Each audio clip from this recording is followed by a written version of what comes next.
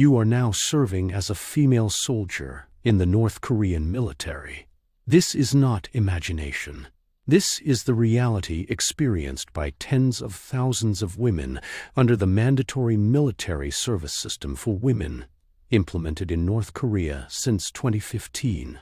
This story, reconstructed based on testimonies from defectors, records from international human rights organizations, and interviews with North Korean escapees, is a history of silence hidden behind military uniforms. You are now entering that silence. There was no choice. When the state called, there was no right to refuse. This is not one individual's story, but a record of collective suffering created by the regime. You are now entering that time when fingertips freeze, obedience is learned instead of words, and dignity is trampled. You are 17 years old. Since the Kim Jong-un regime officially implemented mandatory military service for women in 2015, girls from provincial cities outside of Pyongyang became conscription targets without exception. A single notification from the People's Committee was left at your doorstep, and your mother cried holding it. But tears were useless. It was an order that could not be refused, and refusal meant punishment for the entire family. Under the system called guilt by association, one person's choice affected 3 generations. The night before enlistment, you stare out the window and think, I didn't know serving the country would be such a frightening thing. But you cannot voice your fear. Everyone around you said it was a glorious duty, and you tried to believe that too. The Korean People's Army women's units required an average service period of 5 to 7 years, with some serving over 10 years.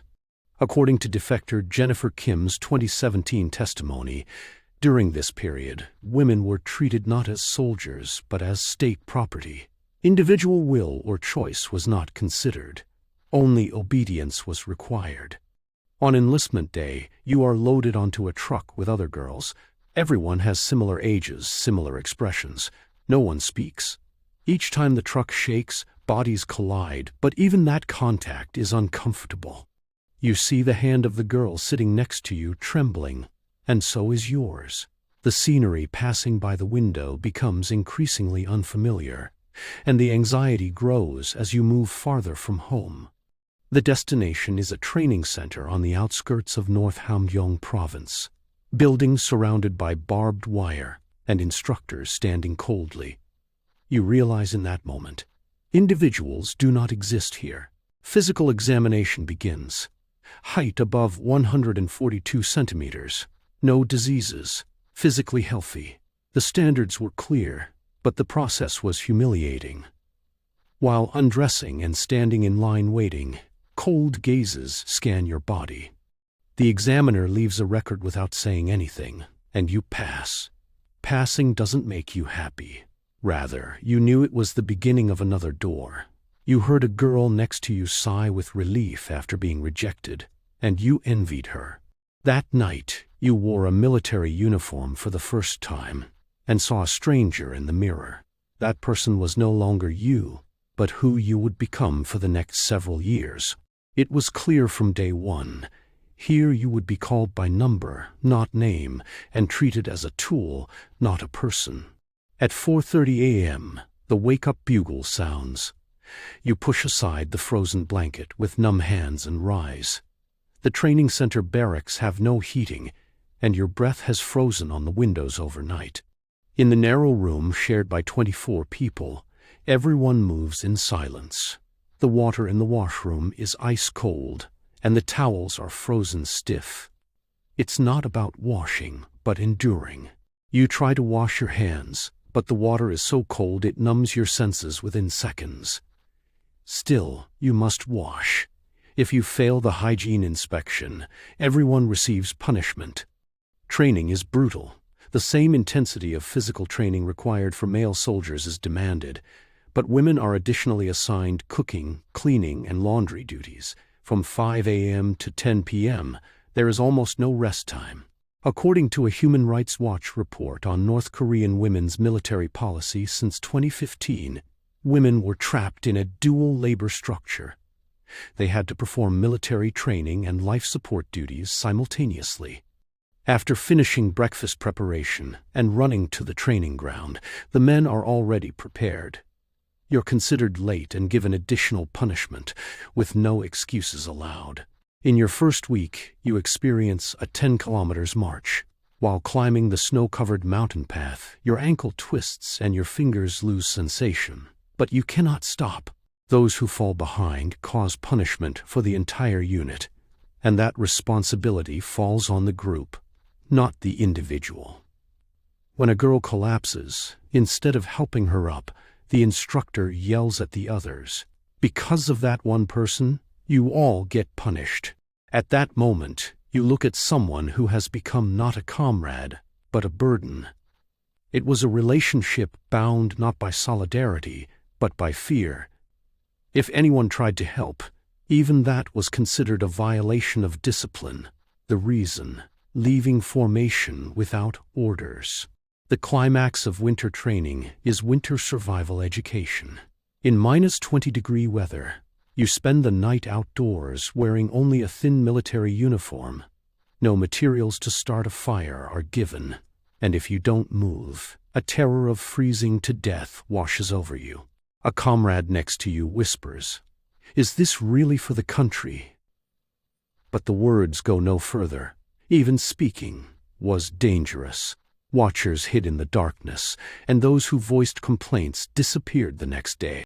Only the words sent for re-education remained, and no one returned. When night passed and morning came, you survived, but something died. It was expectation, hope, and romance. Your fingertips turned black and frostbite began. But there was no treatment. Only the words, "It will heal if you endure," came back. The unit you're assigned to after leaving the training center is an infantry regiment on the outskirts of South Pyongan province. You are now a regular soldier, but you don't receive the treatment of a soldier. Immediately upon morning wake-up, your first duty is heading to the kitchen. Preparing meals for 300 people was the job of female soldiers, while men trained or rested during that time. According to 2018 testimony from defector Park Jae-hyun, the phrase, "we were soldiers and servants at the same time," circulated openly within the unit. No one thought it was a problem. It was accepted as natural order. While washing potatoes, cutting radishes, and carrying heavy pots, blisters form on your hands. But there's no time to treat them. After meals comes dishwashing, then barracks cleaning, and laundry in the afternoon. You had to wash the male soldiers' uniforms too, and they threw their clothes down as if it were natural. When someone protested, the response was simple. "Isn't that women's work?" Resistance led to punishment, and punishment fell on the group. When a colleague asked, "Why must only we do this work?" she was designated as an exemplary case from the next day and burdened with more work. It was meant as a warning to others. You hear the slang term, "lid driver." This is a derogatory term for female soldiers within the North Korean military, and its meaning was clear. Women were regarded not as combatants, but as support personnel, or worse. The 2019 UN Commission of Inquiry on Human Rights in North Korea report documented that such gender-based discrimination was systematic and widespread. You endure each day within that structure. The identity of being a soldier has already disappeared. Only obedience remains. Even opportunities to participate in training were limited, and basic weapons education was omitted on the grounds that women won't go into combat. But the duties remained. When night comes, you return to the bedroom shared by 24 people. Cramped space, accumulated fatigue, and endless silence. Someone cries, but no one comforts them. There was no room for comfort, and comfort was considered weakness. You close your eyes and think about tomorrow. Tomorrow will be like today, and the day after will be the same. There was no change and no end in sight, just enduring each day. That was your service. Before falling asleep, you touch the calluses on your palms and think, "These hands are no longer mine." Rough, cracked, and bloodied, these hands were evidence of labor and loss of dignity. Even in dreams, you wash potatoes, move pots, and wait for orders. When your period starts, you realize nothing is prepared. The unit didn't provide sanitary pads, and there was no way to obtain them. According to 2017 testimony from defector Lee So-yeon, North Korean female soldiers tore apart bandages to use them, or found cloth scraps and washed them repeatedly. You do the same. You secretly take medical gauze and fold it to use. But it's not enough. You're anxious all day, afraid it will stain your clothes. If it leaked, it would be considered not personal shame but collective disgrace, and you would become an object of ridicule. The washing environment is also poor.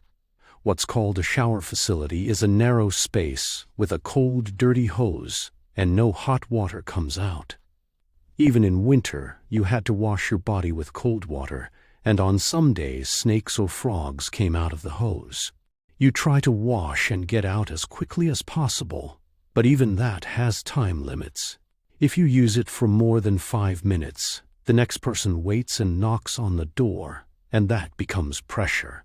There were no exceptions during menstruation. Rather, you were given even less time on the grounds that you were dirty and had to come out without washing properly. Infection began, but there was no medical support. Nutritional deficiency collapses the body even faster. 2 meals a day, porridge made with corn and salt was all there was, and meat or vegetables were rarely provided. As a result, many women experienced amenorrhea. A 2016 Human Rights Watch report estimated that about 40% of North Korean female soldiers experienced menstrual cessation due to malnutrition. A few months later, your period stopped too, and at first you felt relieved, but soon fear came. You knew this wasn't normal. Your weight kept decreasing, and your hair began falling out. When you looked in the mirror, your sunken eyes made you look like a stranger. One day, a colleague collapses. The bleeding wouldn't stop, and her face was pale. But medical support wasn't immediate. The military doctor came much later, examined her briefly, and said, "Rest, and you'll get better." There was no treatment, no medicine, no high fur, no hospital transfer. She lay in bed for several days and didn't recover. Eventually, she disappeared with only the words "sent home" left behind. But everyone knew the possibility she arrived home alive was low. Watching that scene, you realize, here, women's bodies are not respected and pain is only an individual's responsibility. That night, you vow to yourself, "I must survive, somehow." That became your only goal. If only there had been sanitary pads, this wouldn't have been necessary. That thought circles in your head. You see the face of a colleague who was called out at night when she returns the next morning. She says nothing, but her eyes have changed, hollow, dead, and something broken in her expression. A few days later, another girl is called out, and the following week it's your turn. A superior says health examination and takes you to the office. The door closes, and in that moment, you know this is not an examination. But you cannot resist. Rank is absolute, and refusal means punishment. You close your eyes and endure. Time seems to stop, and eternity seems to pass. According to 2018 testimony from defector Kim Hye-sung, sexual violence by superiors was routine, and reporting was impossible. When a victimized woman raised the issue, she was instead stigmatized as immoral and stripped of her party membership. Losing party membership meant social death. After discharge, you couldn't get a job. Marriage was difficult, and even your family suffered under guilt by association. So everyone stayed silent. Silence was the survival strategy. A 2020 UN Special Rapporteur on North Korean Human Rights report defined sexual violence in the North Korean military as organized crime. But the North Korean regime firmly denied it. After that incident, you speak less. So do your colleagues. No one voices their experiences. But everyone knows who gets called out at night, who is crying. But you cannot cry together. Solidarity was dangerous, and empathy was weakness. You just endure one day, then another day. Even the hope that it will end someday feels like a luxury. Nightmares come every night, and your whole body stiffens at small footsteps. When you hear a door opening, a terror that your heart might stop washes over you. But you must manage your expression. Showing fear is considered weakness, and you become a target more often. A few months later, a colleague learns she's pregnant. She was terrified and didn't know what to do. Pregnancy within the unit was treated as a personal problem, and responsibility fell entirely on the woman. The perpetrator wasn't punished. Only the victim was forced to choose. She couldn't give birth. That meant termination of military life and social burial. Eventually, she chose illegal abortion and suffered without proper medical support. In the middle of the night, groaning sounds came from the bathroom, and the next day she returned to duty with a pale face. No one asked, and she didn't speak. Watching that process, you think, if you speak, you die. No one believes you. That was the law of this place. Justice didn't exist. Perpetrators continued to hold power, and victims quietly crumbled. You live a life where punishment has become routine. One small mistake leads to punishment for the entire unit, and everyone suffers under the name of collective responsibility. When a girl dropped her backpack during a march, the instructor stopped everyone. One person's mistake is everyone's shame. The drill that began with those words continued for 2 hours. Push-ups, kneeling with hands raised. Your body screams, but you cannot make a sound. Those who make sounds receive greater punishment. You see a colleague's arm trembling, and someone collapses. But the instructor doesn't stop. Get up. Weak ones have no right to be here. Winter punishments are more brutal. According to 2019 testimony from defector Choi Myung-hee, corporal punishment of putting hands in ice water, then placing them on an iron bar, was frequently used. You experience it too. The order comes to put your hands in ice-cold water, and you wait until finger sensation disappears. In the water, your hands turn red, then white. As sensation disappears, pain dulls too, but that was a sign of greater danger. Then the instruction comes to grip the iron bar, and you follow. Your wet hands freeze to the bar, and when you pull away, skin tears off. You hold back screams and hide your bleeding hands. There was no treatment, and the same routine repeated the next day. Collective punishment was also a process of erasing individuals. You are no longer called by name, called by number, treated like a part performing orders. Expressing emotion earned the evaluation of weak, and asking questions was considered rebellion. Obedience was the only choice, and obedience gradually became your nature. The ability to think for yourself disappeared, and waiting for orders became habit. Voluntary action was dangerous. Only passivity guaranteed safety. You move like a robot, react like a machine, and lose your sense of being human. One night you look in the mirror. The face reflected there is unfamiliar, eyes hollow. Your hands are covered with wounds, and your body is emaciated. Is this me? You ask the question, but no answer returns. You had already become a different person, and there was no way back. Service continued, and the end was still far, just enduring. That was all you could do. Your colleagues were the same. Everyone quietly crumbled, but you couldn't crumble together. In isolation, each person fought, and each person was defeated. Punishment wasn't simple corporal punishment, but destruction of the spirit, and it worked perfectly. The will to resist disappeared, and only fear and obedience remained. One day you hear news of a special selection. It was an examination targeting women with excellent appearances, and rumors circulated that if selected, you could have better service. But those who knew the meaning trembled in fear. This was the selection for the Gipyeumjo Pleasure Squad, a system reactivated after the Kim Jong-un regime in 2015, according to a 2020 North Korean Human Rights Information Center report.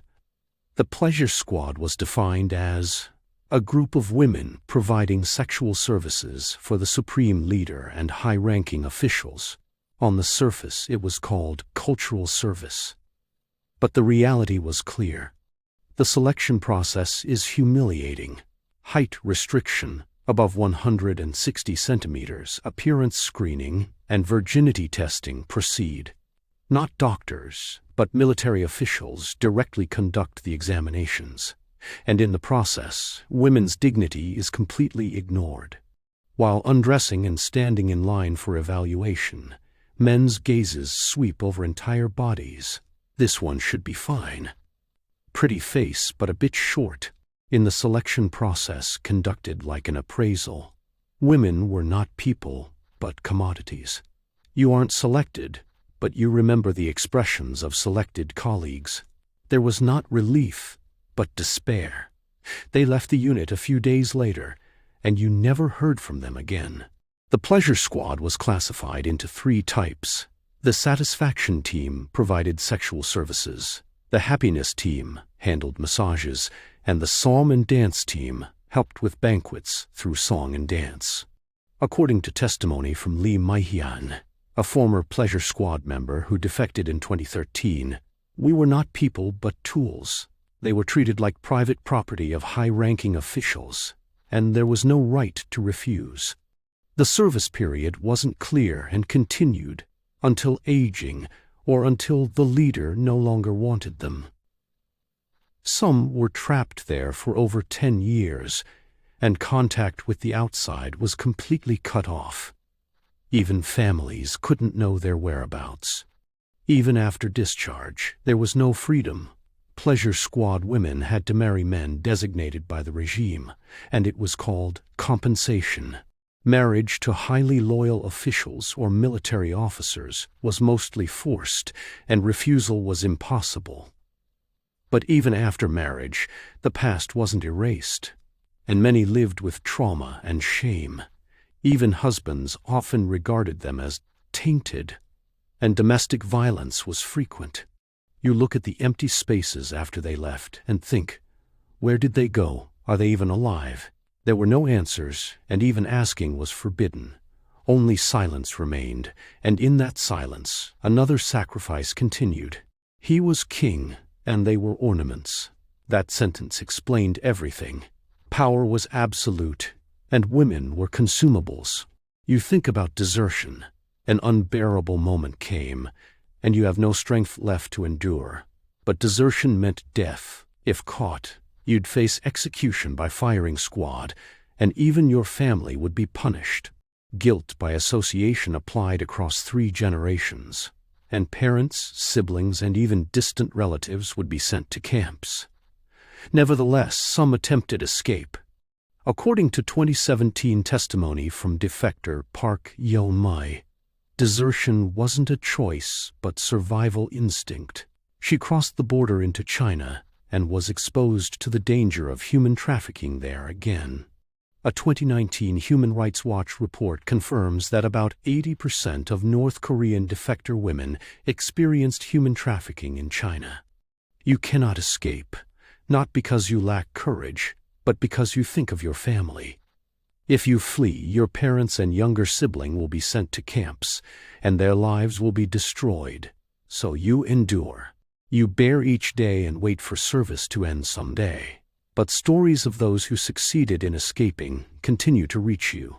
After arriving in South Korea or third countries, they began testifying about their experiences.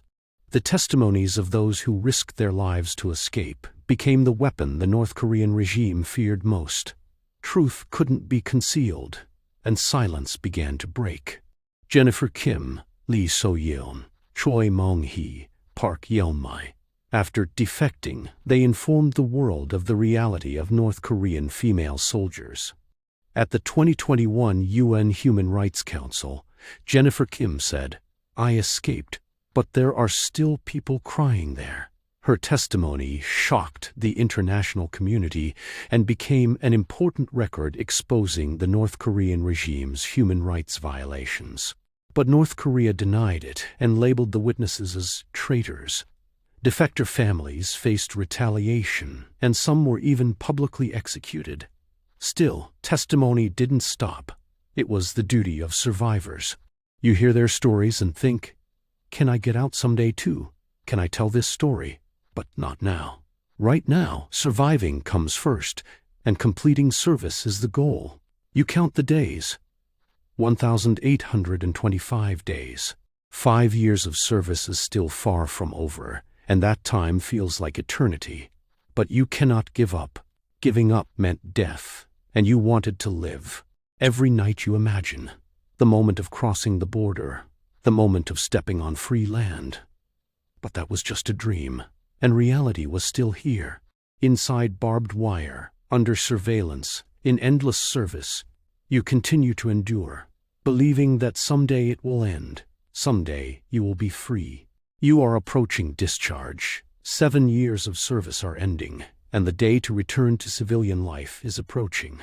But there is no joy. You don't know if there's a place to return to, what you can do after returning. In North Korean society, discharged female soldiers were not welcomed. According to a 2018 survey of North Korean defectors, female military veterans were avoided in the marriage market, and the prejudice that they were mentally troubled was widespread.